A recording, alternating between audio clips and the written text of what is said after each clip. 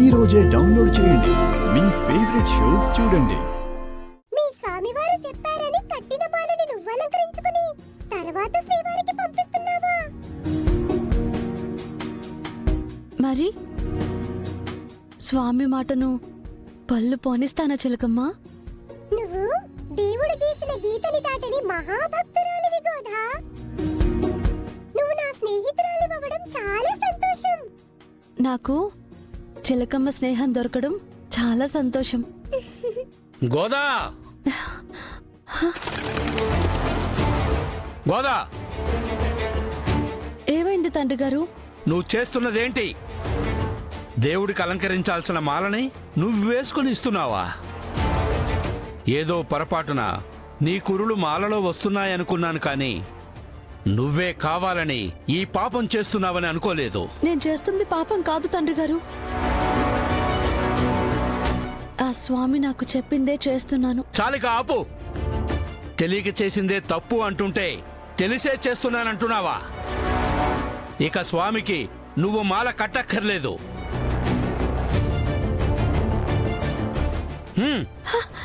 తండ్రి గారు,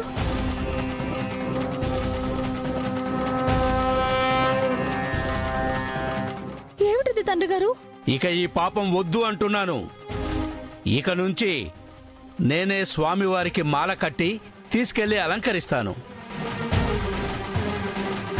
తండ్రి గారు,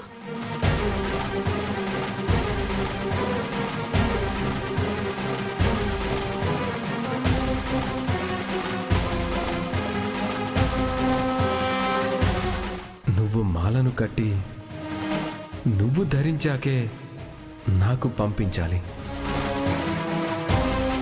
స్వామి, తండ్రి గారు అర్థం చేసుకోవడం లేదు. నేనేం చెయ్యాలి? మీరు చెప్పిందే ఆచరిస్తున్నాను. అదే పాపమా? గోదా, బాధపడకు. స్వామి, మీరు ఇక్కడే ఉన్నారా? ఒక్కసారి నా భక్తుల్ని కరుణిస్తే నా చూపు వారి మీదే ఉంటుంది. స్వామి, నేను చేసింది పాపమా? పాపమేదో విష్ణుచిత్తుడు తెలుసుకుంటాడు. భక్తి ఏదో చూస్తాడు, పుణ్యమేదో చేస్తాడు. ఇక విష్ణుచిత్తుడు తను కట్టిన మాలను స్వామివారికి అలంకరించగా స్వామివారి ముఖ తేజస్సు, కాంతి అన్నీ తగ్గిపోయాయి. ఆ సుగంధ సువాసనే లేదు.